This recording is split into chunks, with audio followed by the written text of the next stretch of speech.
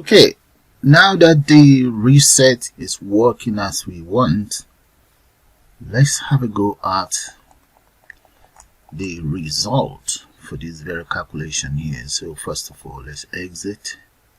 Then after that, we'll take care of this very one. Okay, so let's go back in there and click on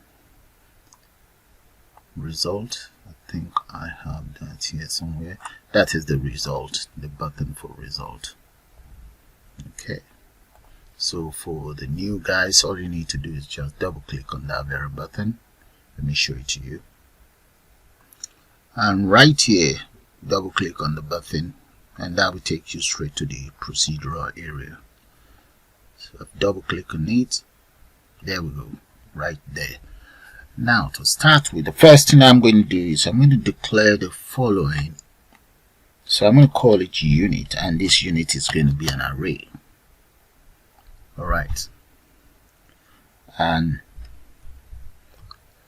I will also declare another one. I'm going to call that unit total. Okay, let's declare it as an integer anyway. Integer. There we go.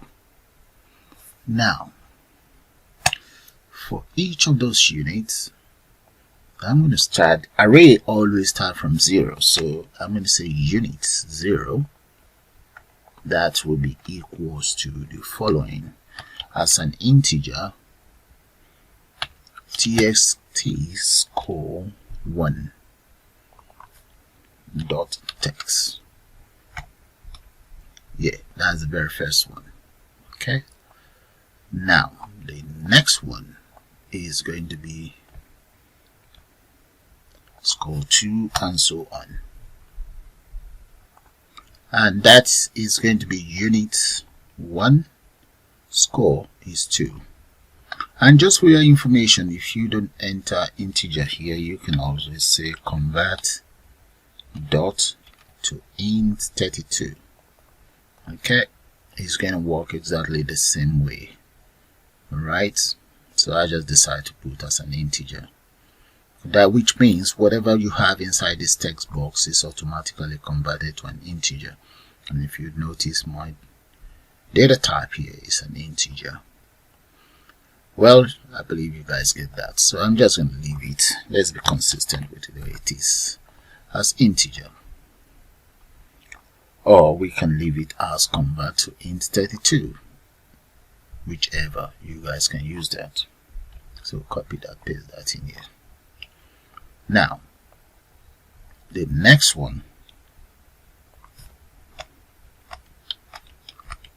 so in total is 8, so this will be 2, 3, 4, 5, 6, 7, and that's it, 8. Okay, 0, 1, 2, 8. Now this one is 3, 4, 5, 6, 7, and 8. Alright, that is it, all done. So I now want my total. I can even use int 8. Let's use int 8 to store everything. Int 8, or unit 8, sorry, I said int 8. Unit 8 equals, add as follows. So I'm going to add everything that we have in here. So that is going to be 0 plus the next one, that is 1, and plus that is 2, and so on. So I'm going to grab all of these, copy, and just paste it here. There. Let's add 2 more. Okay, I'm going to put it in a bracket. So this is 2, this will be 3, 4, 5, 6, and 7. Okay, so I've added every data that we have in here straight in here. So all we then need to do is we now need to store everything into LBL total, this very total score there, dot text equals unit 8, and that is it. There. We can even convert this to a string character. So to do it, because here is always string, so you can just say convert. Let's put a bracket there first. Convert dot to string. Whatever is in here is converted to string and stored right in here. Okay. So I'm going to run it, which means I don't have any need for this anymore. Get rid of that. I'm going to run it now. But before I run it, because I have disabled the buttons, so let's come right here. You see these ones? For now, they are all disabled. So I'm just going to comment it all out.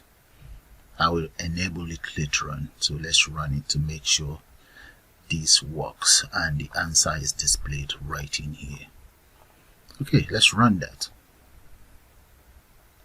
There we go. So let's try that out. If I click on this, that should give me 0. Supposing we have some value in here. So that should officially be 400. There we go. Okay, it's working as expected. So let's put some condition here that if this equals 700 plus first class and so on, and the date as well, we need to take care of the date. So exit out, and where is the commented bit? Okay, I'm going to leave that for just for a while. And because I also want the date to be displayed, I'm going to say LBL date dot, that will be equals month, yeah, month calendar 1 dot select start dot, I'm going to make that long dates, this very one here. So the date should automatically be displayed in here when I click on this. Alright, and at the same time, supposing we want to change the dates, I'm going to copy that. If we want to change the date of the qualification grading, we can always come in here and just double click on the month calendar, double click on it and add as follows there. Okay, so let's save and just run that and see how that's going to look like. Run. Okay, let's try this out again. Let's say it's a first class student. Let's enter 90s and above. There, click on result. There we go. Today's dates, total, and the ranking. We need to specify the ranking. Assuming we want to change the date of this grading, just double click on that. There we go. You don't even need to double click, just click on it once. That's it, and you change that right away. Let's see this one. This is not doing anything because those are just the weeks. Alright, that is fine. Okay, now let's continue. I'm now going to go back to the results, BTN result button there. Now we then need to find out the grading. Alright, as for the grading, let's come right down here and just let's do this. Let's add it up here. We can say if unit 8 is greater than and equals to 700, then LBL ranking dot text equals. So this is meant to be a first class student. We just enter first class right there. There we go. That's all there is to it.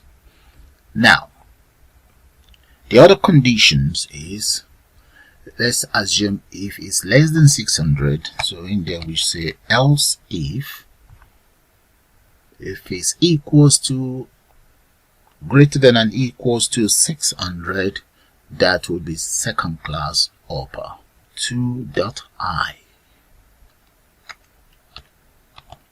upper. Now copy this again using an if statement again. The next condition is 500, greater than and equals to 500, that will be second class lower. And the next condition, if is greater than and equals to 400, that is going to be third class. And the next condition here, if is less than and equals to 3, greater than and equals to 300, that is going to be certificate of higher education. And the final condition is, let's say, less than and equals to 299. That unfortunately will be a fail. There. That is it, guys. I've just finished taking care of the result buttons. Okay, let's go back up here. Let me show you guys the results again. Just have a good look at it. Bring it down. There. I'm going to run it now. Run.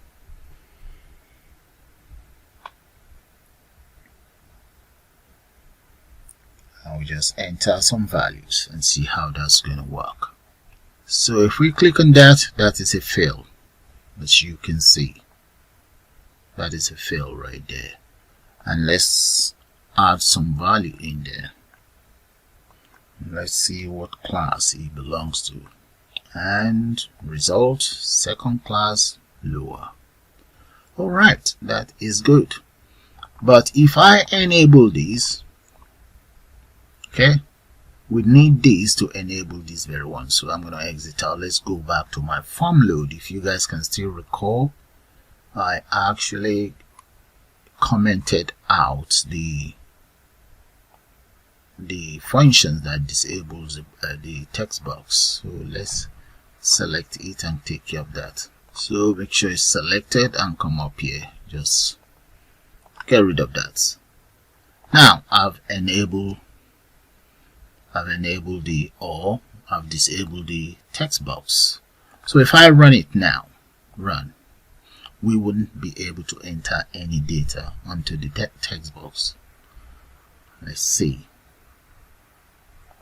There we go. That is it. We cannot enter any data. So what I'm going to do is I'm just going to put together a line of code to enable this. So if you click on that, it's just going to be 0. So we will use this ComboBox to enable this. Let's exit. Let's make sure the reset works. Yep. And oh, the reset is not working for these ones. So we need to take care of that as well. So let's do the reset first.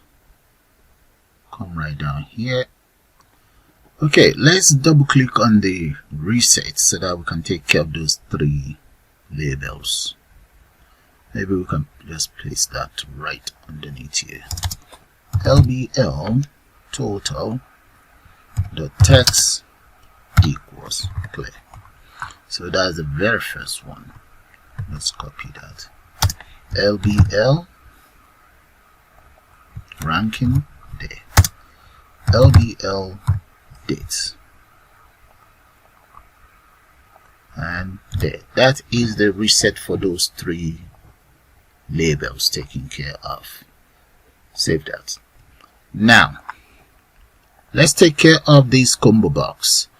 I want to use this ComboBox to enable this text box. So I'm going to double click on this very ComboBox here, and right here, using an if statement, if this very ComboBox is called CBO model dot text, if is equals nothing, then what I want the system to do is txt score1 dot text will be equals 0, and at the same time txt score1 dot enable, that will be equals false. Else txt score1 dot enable equals true. That's all there is to it. Done. That is it, all done, guys. That's for the very first one. I'm gonna copy that and just use that for the others. Okay, let's see if we can get hold of number 2 here. Okay, number 2 is not responding. Let's go back there and just click on it. Double click on number 2. Module number 2 is coming up. There we go. That's module number 2. Paste that in there and just change the names to 2 and 2 here. There we go. All done. That is number 1. That's number 2. Okay. Let's move this up so that you guys can see it. Alright. Now, the next one, let's go take care of the next one. That's number 3. Paste that in here. And just change that to 3. There we go. Number 4. Double click on number 4 and repeat exactly the same thing. Paste. Change this to 4. There we go. Number 5. Double click on number 5. Paste. Change that to 5. Back on the design view. Double click on number 6. Paste. That is 6. Now we need to take care of 7, 8. Double click on 7, paste 7, 7, and 7 here. Now, number 8. Double click on number 8, and let's take care of that too.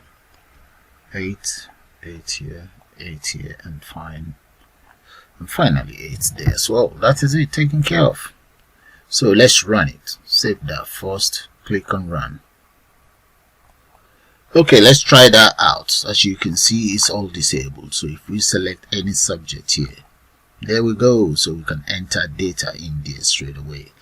Okay, but one thing I want to do is if I click on this, I want this to automatically just delete whatever value we have in there. So we can do that here as well. Let's enter something in here.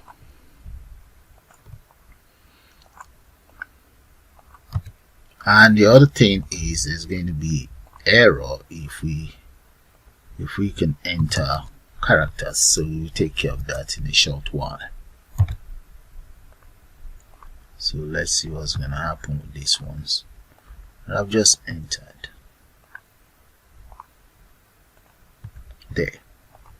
There we go. Alright, that is looking good. Okay, reset. There we go. That is it. And with the reset, we are able to disable every single text box. Now that that is done, let's take care of this, because as you guys notice, we were able to enter just anyhow characters in here. So I want to prevent that from happening. So I'm going to use an event. The event is known as key press. So let's do that. Select all of these. This one want to be selected. There. Okay, as you can see, I've selected every single text box in here. I'm now going to go straight into the properties. Click on the properties and we change it to event. That is the event there. Click on that. And once the event is selected, you now need the event called key press. Inside key press, I'm just going to enter numbers only. Okay, that is the name I intend to call it. Press enter. It's coming up. There we go.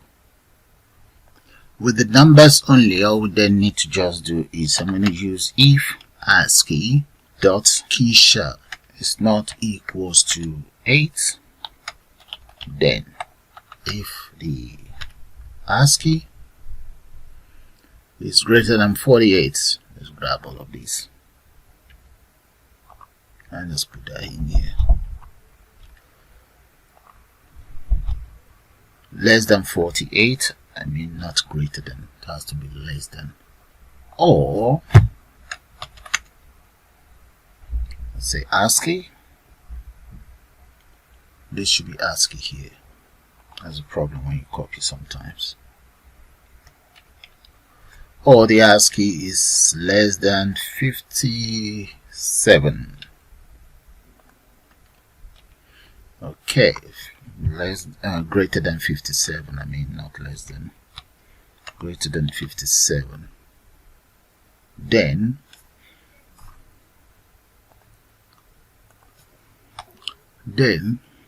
e dot handle, that will be equals true.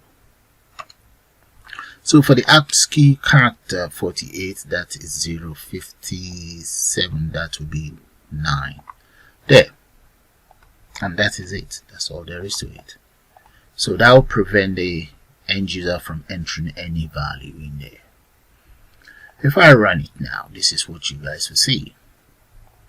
Okay, I'm going to select, and I will use, let's use the on-screen keyboard here. So click in here and I can enter any numeric value in here. Okay, but let's assume I want to enter a character. You see, that's impossible. Let's try this one with character. You see that? That is impossible. That's the purpose of the ASCII. But we can enter value. One other thing that you guys can see is, you see, I'm able to enter numbers greater than 100. And that is not right. So you see, that is not right. We need to prevent the end user from entering numeric values that are greater than 100. So let's do that.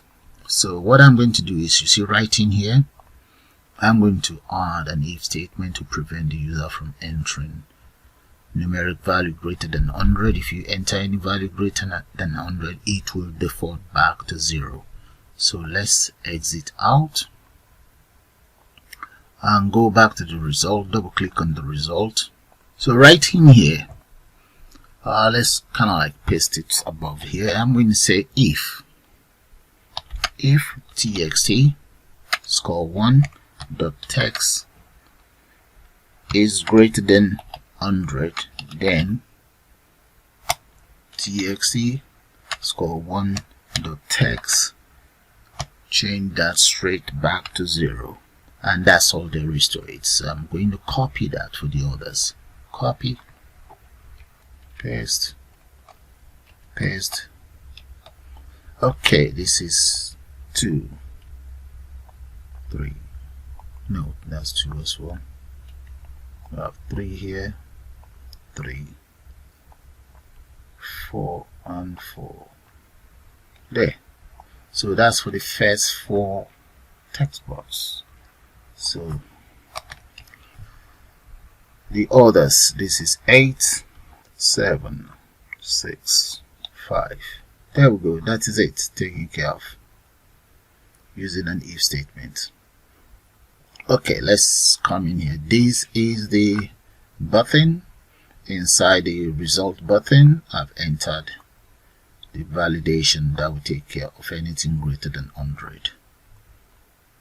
There we go. And right underneath here, that's where the calculation is taking place. There, and that is me finished with the result itself, the result button. So let's try that out. Save it first, run. There we go. Click on that. There.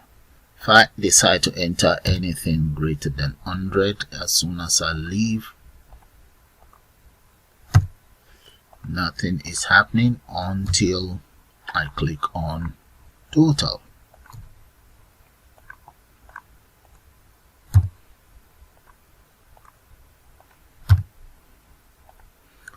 Let's see that.